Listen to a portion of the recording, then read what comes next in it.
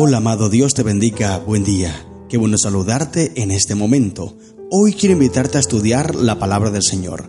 Nos corresponde leer el Salmo número 41. Es una oración del salmista pidiendo sanidad.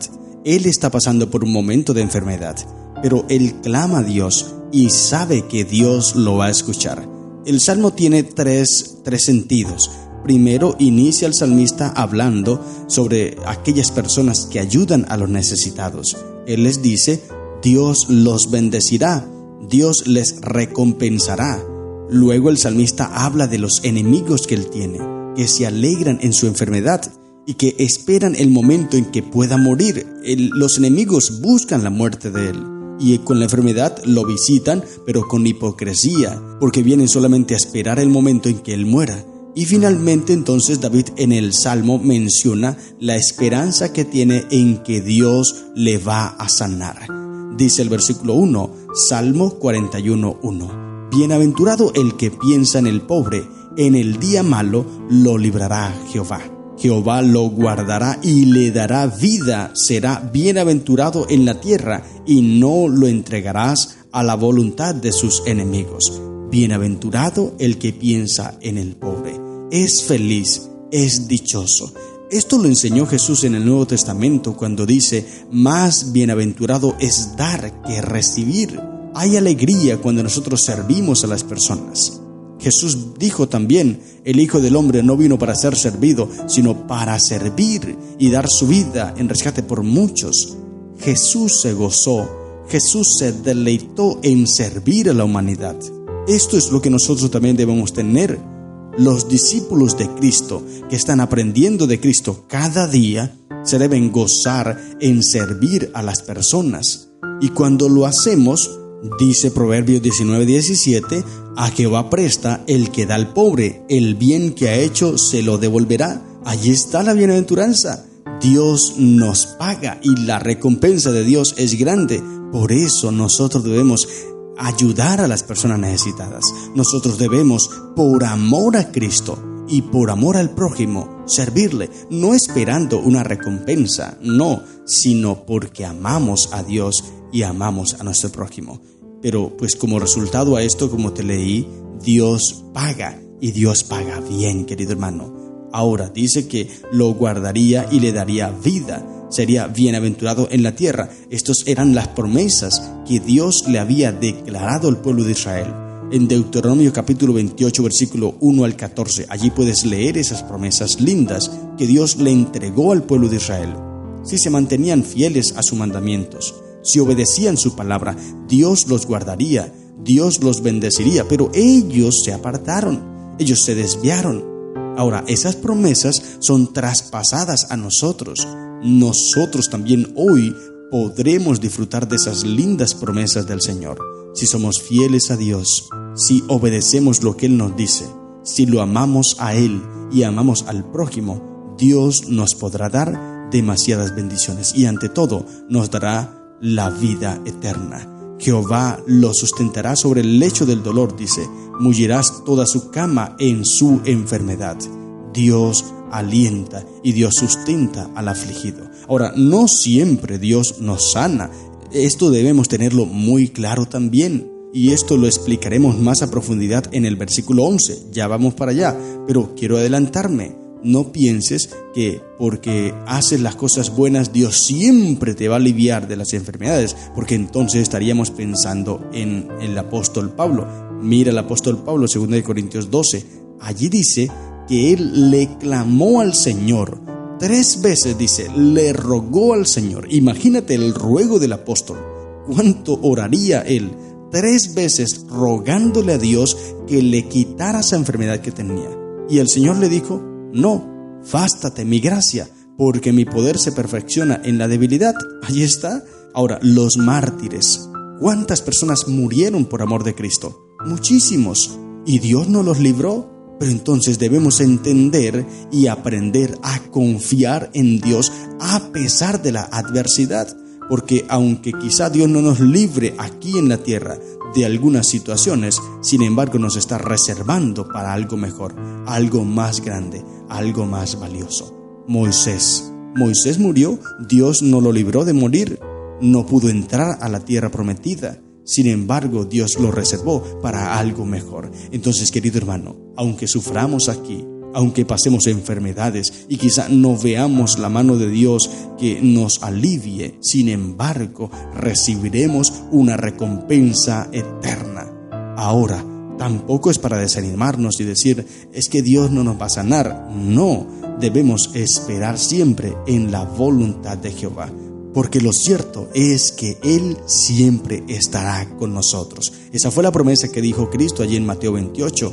He aquí yo estaré con vosotros todos los días hasta el fin del mundo. Esto es lo más lindo que nosotros podemos tener en la palabra del Señor. Y ahora el salmista empieza a mencionar todo esto. Dice el versículo 4, yo dije, Jehová, ten misericordia de mí, sana mi alma, porque contra ti he pecado. El salmista tenía un concepto equivocado, y ya esto lo hemos expresado en varios textos anteriores, en varios salmos, donde él refleja este pensamiento. Él creía que la enfermedad que estaba sufriendo, y era una enfermedad dura, sin embargo, él pensaba que esa enfermedad era por consecuencia, por causa de un pecado que había cometido. Y estos son conceptos equivocados que tenía, y a veces nosotros también pensamos así. Y esto lo he dicho varias veces y vuelvo a recordarlo, porque es importante que lo tengamos claro. No podemos culpar a Dios de nuestras enfermedades. Y entonces allí está el ejemplo de Job.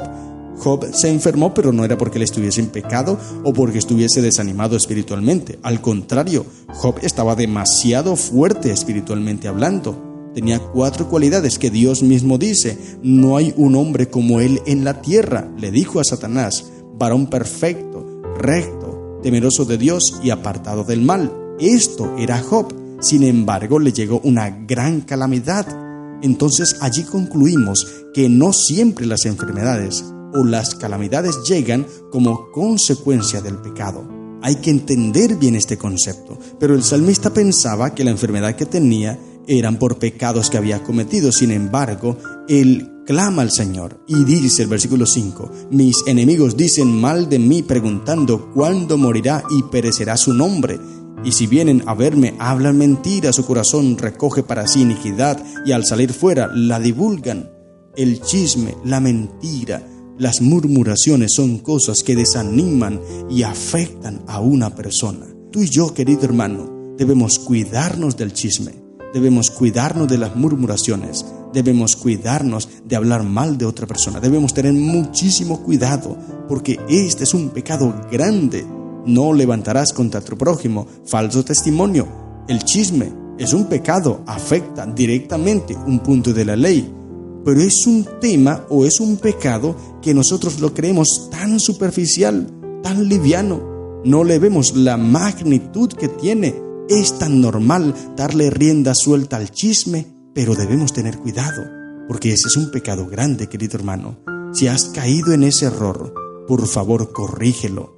Ahora, mira lo que sigue expresando el salmista, versículo 7. Reunidos murmuran contra mí todos los que me aborrecen, contra mí piensan mal, diciendo, cosa pestilencial se ha apoderado de él, y el que cayó en cama no volverá a levantarse. Los enemigos de David esperaban la muerte, aunque lo visitaban de forma hipócrita, y digo de forma hipócrita porque mira lo que pensaban en su corazón. Ellos lo visitaban, pero lo que querían era la muerte de David. Decían, de esa enfermedad no se va a levantar, y querían la muerte del salmista. Sin embargo, él clama a Dios, él busca a Dios y sabe que Dios le va a escuchar. Ahora, el versículo 9 es un versículo profético, porque apunta a un evento futuro, algo que iba a ocurrir más adelante, aunque se aplica también para la experiencia de David, y algunos hablan de que el contexto de este salmo está centrado allí en el segundo libro de Samuel, capítulo 15, esa experiencia, cuando Absalón se rebela contra David, y entonces hay un hombre llamado Ahitofel que era consejero de David y se pasa a ser consejero de Absalón. Así que este versículo 9 se aplica a esa experiencia. Segundo de Samuel 15:31 dice, dieron aviso entonces a David diciendo, Ahitofel está entre los que conspiraron con Absalón. Y David exclamó, entorpece ahora, oh Jehová, el consejo de Ahitofel. Así que este salmo se aplica a esa experiencia, pero se aplica este texto también a una forma profética al tiempo de Judas, cuando Judas se levantó contra Jesús. Un hombre de confianza de Jesús, parte de los 12, fue ingrato con Jesús porque tantos años que él disfrutó de todo lo que Jesús le entregó, tantas enseñanzas que recibió de Jesús, tantos milagros que vio, y aún así lo traicionó, se dejó llevar por el enemigo, se dejó arrastrar por Satanás. Y Jesús entonces, dándole aplicación a este texto de forma profética y dándole el sentido que él tiene, lo menciona allí en el Evangelio según San Juan capítulo 13 versículo 18. Dice, no hablo de todos vosotros, yo sé a quienes he elegido, pero debe cumplirse la escritura, el que come pan conmigo alzó el pie contra mí. Allí en el capítulo 13 de Juan, Jesús está hablándole a los discípulos que uno de ellos lo iba a traicionar y se estaba refiriendo a Judas. Por eso este texto es un texto profético, solamente este versículo. No estamos diciendo que todo el Salmo, solo el versículo 9. Mira lo que dice la sierva de Dios Elena de White en un libro especial llamado La Única Esperanza, y te invito a que lo puedas descargar de internet si no tienes la forma de conseguirlo físico. La Única Esperanza de Elena de White, y lo leas, es muy especial ese libro. Dice, el Señor le dijo, amigo, ¿a qué vienes? Y luego con voz temblorosa añadió, ¿con un beso entregas al Hijo del Hombre? Estas bondadosas palabras debían haber tocado el corazón de Judas, pero ya no le quedaba ningún sentimiento de ternura y honor. Judas se había entregado al dominio de Satanás, se mostró arrogante delante del Señor y no se avergonzó de entregarlo a la turba cruel. Por eso dice aquí el salmista, el que de mí pan comía, alzó contra mí el calcañar, y lo entregó besándolo. Fue hipócrita también, pero mira lo que dice la sierva de Dios, sigue mencionando, me llama la atención eso. Cristo no rechazó el beso del traidor, con lo que nos dio un ejemplo de tolerancia, amor y piedad. Si somos sus discípulos, debemos tratar a nuestros enemigos como Él trató a Judas. Jesús expresó y le dio una mirada de ternura, de amor y perdón a Judas, pero Judas a sí mismo no aceptó ese perdón. Judas no se perdonó a sí mismo, por eso se ahorcó. Ese fue el problema de él, pero Jesús lo perdonó, querido hermano, porque Jesús amó a Judas a pesar que Judas lo traicionó. Ahora, mira lo que dice el versículo 11, cerrando ya el salmista dice, en esto conoceré que te he agradado, que mi enemigo no se huelgue de mí. En cuanto a mí, en mi integridad me has sustentado y me has hecho estar delante de ti para siempre. Ahora, lo que te decía hace un momentico, el salmista pensaba que la enfermedad era por consecuencia de un pecado que había cometido y que la sanidad entonces demostraba que Dios estaba con él y que Dios le perdonaba ese pecado.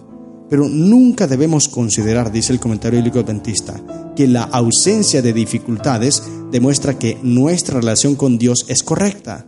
La única orientación segura es la norma de la palabra de Dios y el testimonio corroborador del Espíritu Santo. El hecho de que tú nunca tengas problemas no quiere decir entonces que es que Dios está contigo, porque esto no es un indicio de eso. Hay muchas personas que no tienen problemas y están lejos de Cristo. Hay muchas personas que nunca se enferman y no están con Cristo. Entonces esto no es una evidencia. El salmista lo estaba teniendo así, estaba equivocándose allí.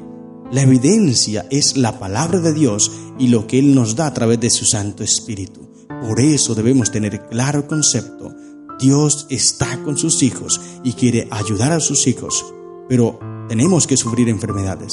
Pasamos momentos difíciles, pasamos tormentas. Sin embargo, aunque Dios no me saque de ese lugar y yo quizás muera en ese lugar, a pesar de eso, tengo la plena seguridad que Dios está a mi lado. Y pronto me dará una recompensa mayor que esa.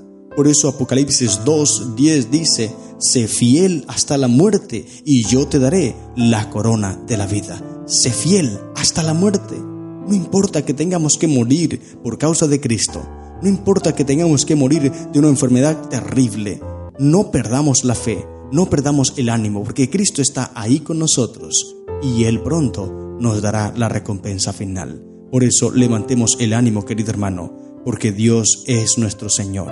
Bendito sea Jehová, el Dios de Israel, por los siglos de los siglos. Amén y amén. Esto debemos decir, así como termina el salmista su canto, así debemos decirlo nosotros. Bendito sea Jehová desde ahora y para siempre, porque Él está con nosotros.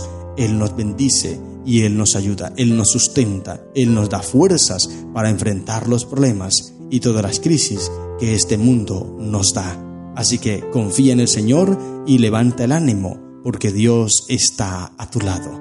Estas son las lecciones que encontramos en el Salmo 41. Que el Señor te bendiga. ¡Feliz día!